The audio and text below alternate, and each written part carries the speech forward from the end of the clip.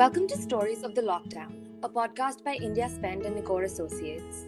Here we seek to shed light on women's narratives during COVID-19. The pandemic has disproportionately affected women, deepening pre-existing gender divides and setting back gender equality. While each episode will have a different sub-theme, the broader focus will remain on women and their lives under the lockdown.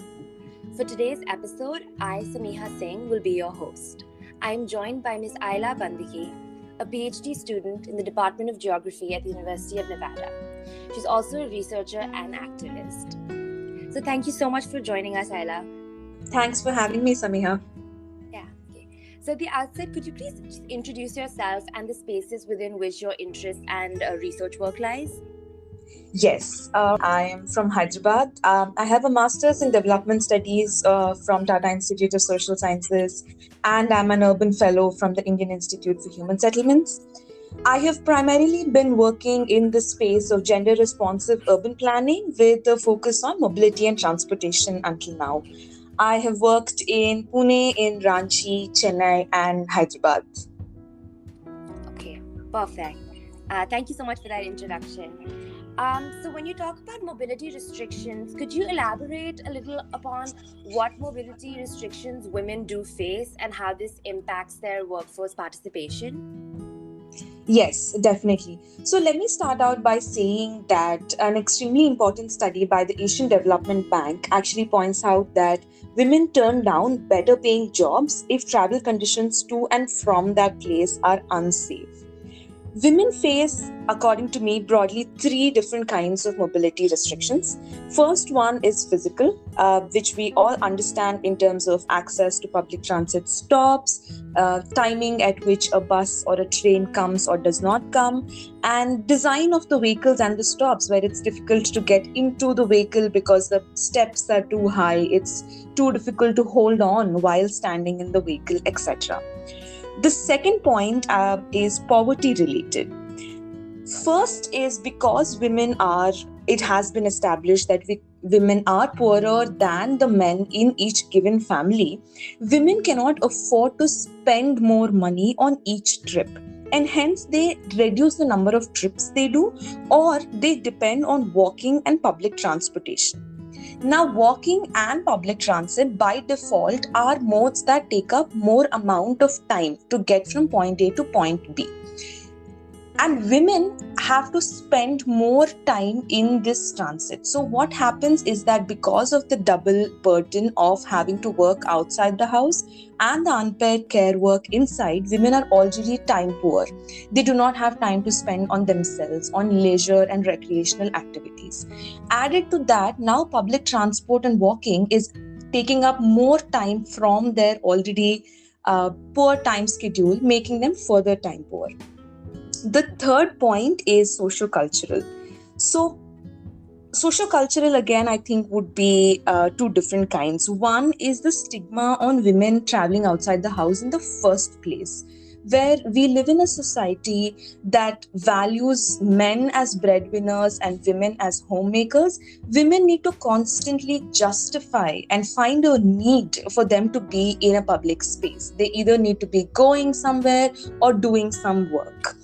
The other part is the lack of safety. Information and data collected by different organizations in many cities in India show that anywhere between 70 to 90% of women have faced sexual harassment in transit, either while waiting for the vehicle or inside the vehicle.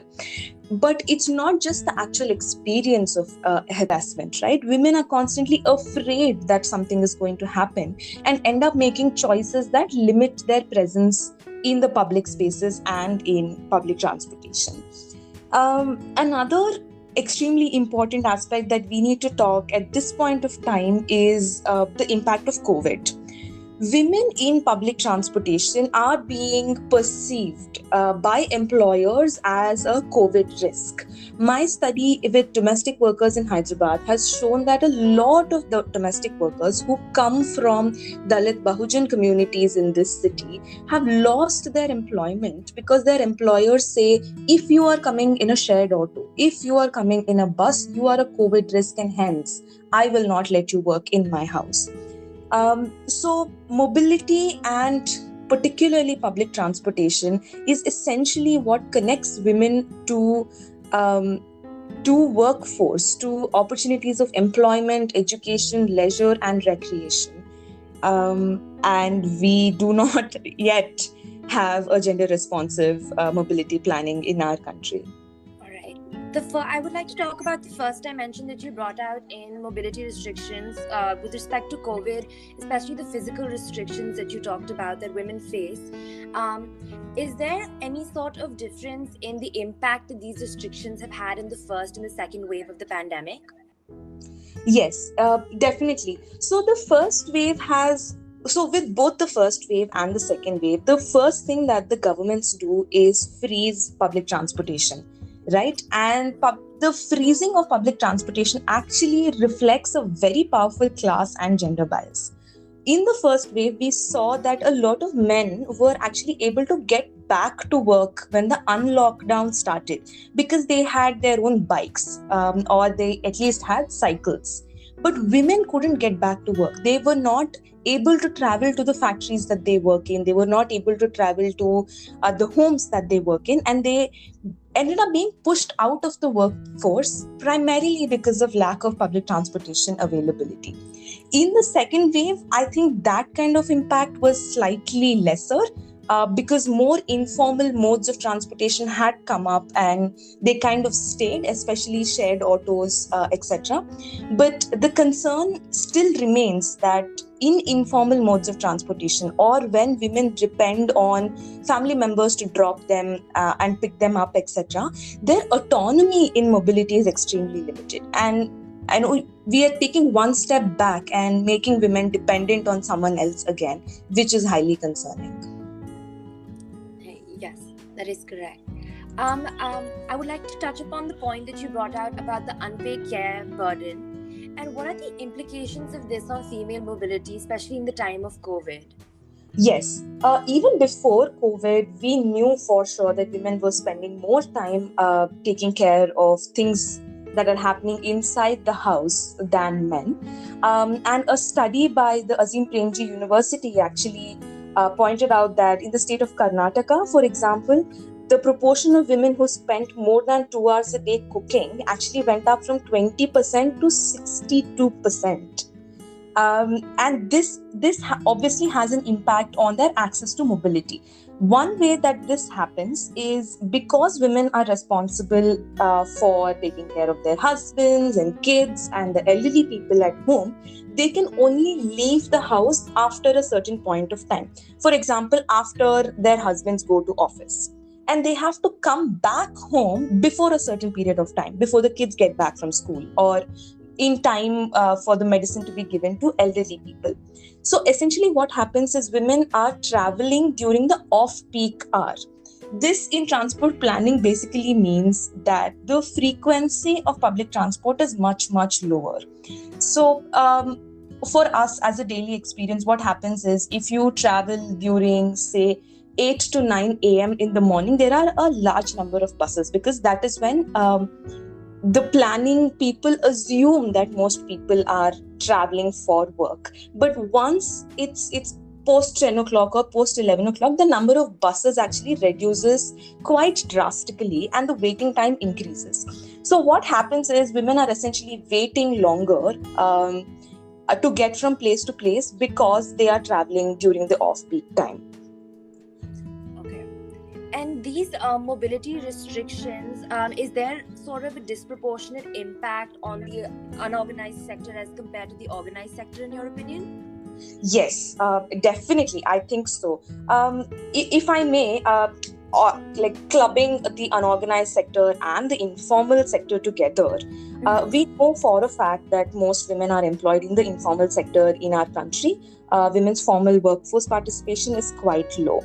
So what happens in the informal sector is there is a high dependence on public transport, like I mentioned before.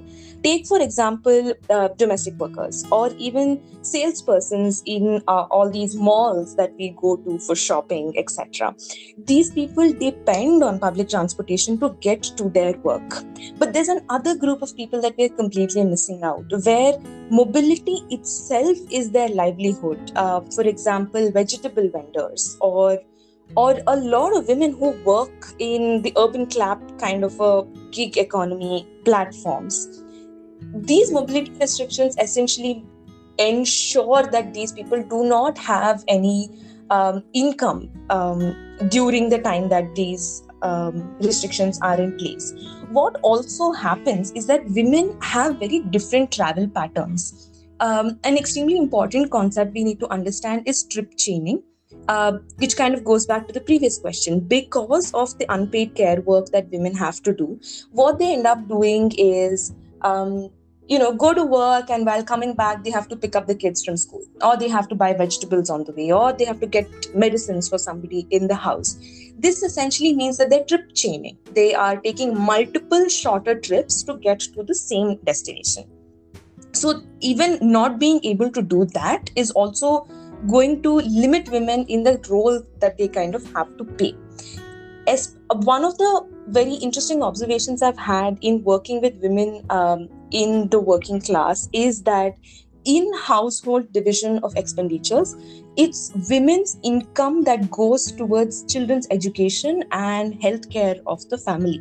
Now, what happens when their incomes are impacted because of something like COVID and the mobility restrictions imposed because of it, is that they inherently think that I cannot spend on a more comfortable mode of transport because I have to save for my child's school fees.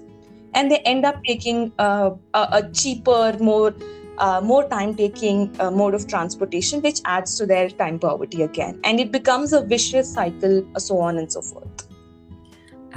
In this respect, when they are choosing modes of transport that are cheaper, that could be more economically feasible, what role does public transport have to play in helping them in this regard? Yes. I think public transport is the silver bullet. We have seen this across the world in many developed countries. We see London and New York today, where even the richest of the people are dependent on public transportation.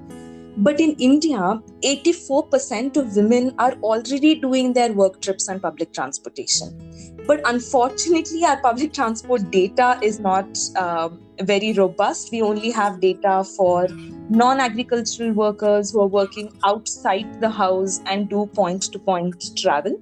But despite that, we know that women are disproportionately dependent on public transportation. I think at this point, what we also need to do is include informal modes of public transit, like especially shared autos and rickshaws, into our definition of public transportation, and ensure that women can safely and comfortably use these modes of transport. And what would be the biggest challenges associated with public transport, especially with shared forms of transport for women, the safety considerations, if you could elaborate on that? Yes.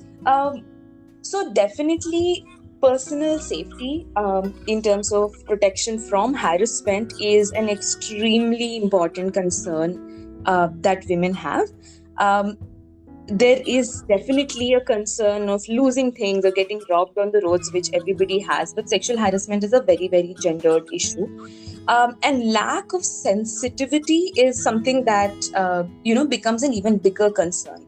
So even if women say they will risk it in a public space and say that I'm going to take a shared auto after 8 o'clock in the night when it is dark, God forbid, if something happens, if an instance of harassment happens, there is no redressal mechanism, because it's very easy for the perpetrator to get away in a public situation after harassing a woman, especially if it's a bus or a train or a shared auto. All they have to do is get down and walk away, and there's nothing that the victim can do. And we do not have mechanisms where we can walk up to the driver or the conductor and say, listen, this is what happened to me. You need to drive to the nearest police station and get this man arrested. So this lack of sensitivity definitely impacts women's usage of any kind of shared mobility. But we also know that even women who cycle, which is considered a private mode. Even women who use scooters and two-wheelers as their mode of transportation experience very, very high levels of street sexual harassment. And there's some amazing work happening to combat this kind of violence, but it's very, very slow at this point. Okay. And you had mentioned having gender-sensitive infrastructure to improve women's mobility. Could you talk a little bit about the necessity of, let's say, or at present, the lack of adequate sanitation facilities for women in public spaces and how that impacts their mobility as well? Yes. So, sanitation is a very, very important aspect for women's mobility. We all know how trained we are in controlling our bladders, primarily because we do not have access to clean and safe public toilets. There are many cities that are now making interventions and building public toilets, but I know for a fact in Hyderabad that this pink public toilet just comes up in the middle of a very busy street with an entrance that is open towards the side of the road. And we, as a society, we have some problem with peeing. I don't know what it is, but there is a problem, and it is a very hush-hush affair to have to use the toilet. Women, especially menstruating women who are pregnant, access to sanitation can mean making a trip or not making a trip at all, which will obviously impact their participation in the workforce, their access to leisure and education even. It's not just the fact that we need to build infrastructure for women, we need to build sensitive infrastructure for women. We need to understand the cultural context in which these women may or may not access these infrastructure facilities. So I think the amount of research in terms of public sanitation facilities and their design is quite limited in an Indian setting at this point. But we all know for sure that it is an extremely important aspect in the decision-making process. So you're saying that it's not enough to have sort of gender-sensitive infrastructure. It also matters, sort of tapping into like the cultural norms and the taboos in society that women sort of have to get past in public spaces as well? Yes, definitely. Okay, and how can mobility planning be altered to be more inclusive of women's needs in such spaces?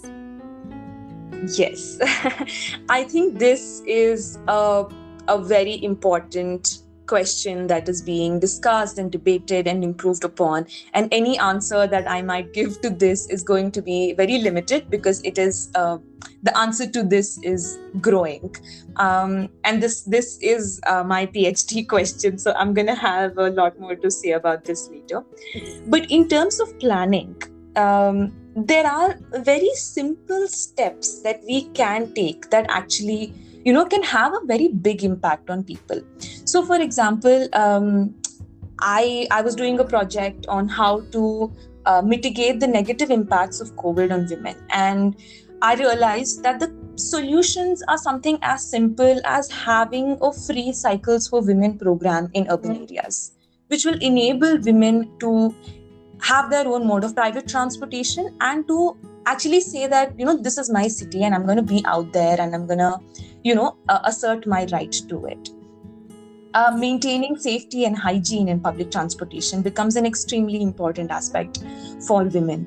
Delhi, for example, has done an amazing job of making public transportation free for all women, reducing the financial burden on women of having to be in a public space. What we need to do is run more buses more frequently and with less capacity so that women are not afraid of being in the public transport and employers are not afraid of, hiring women using public transportation. There are also quick ways of redesigning the city. We've seen, walking infrastructure come up. We've seen pop-up cycle lanes. We've seen 15-minute neighborhoods being built in the middle of the pandemic because that was, easier for people to maintain.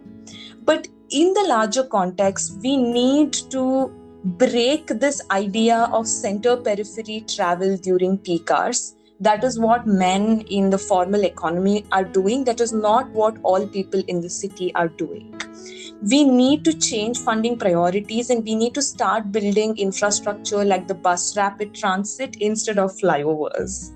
We need to ensure integration of informal public transit into the planning process, which will essentially ensure making the entire trip safer for women.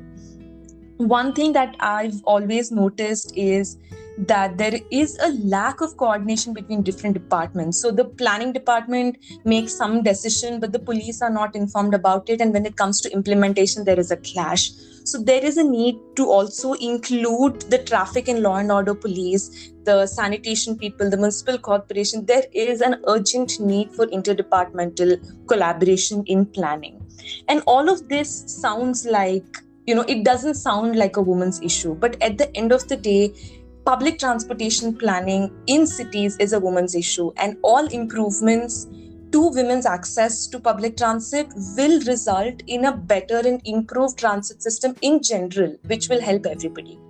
I think you made a really great point there. I would like to tie this back into the scenario of COVID-19, and as you said, mobility restrictions already existed for women prior to COVID-19. So do you think that this pandemic has sort of just revealed the actual faults that already existed in the economy, or does it give sort of a push to government agencies and also like public policy officials to sort of take more steps to improve women's mobility? Because right now mobility is not only a cultural barrier for women, it's a very physical barrier in due to the pandemic.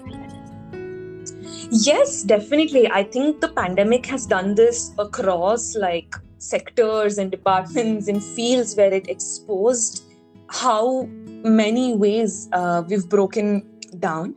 And I think public policy can be an extremely important tool to improve women's mobility. Something as simple as ensuring staggered timings to the city center, which will reduce the number of people, reduce the crowding in the buses, or something as basic as collecting gender disaggregated data is something that public policy can influence and ensure that it happens. But for all this, I think step one is to have more women at the table.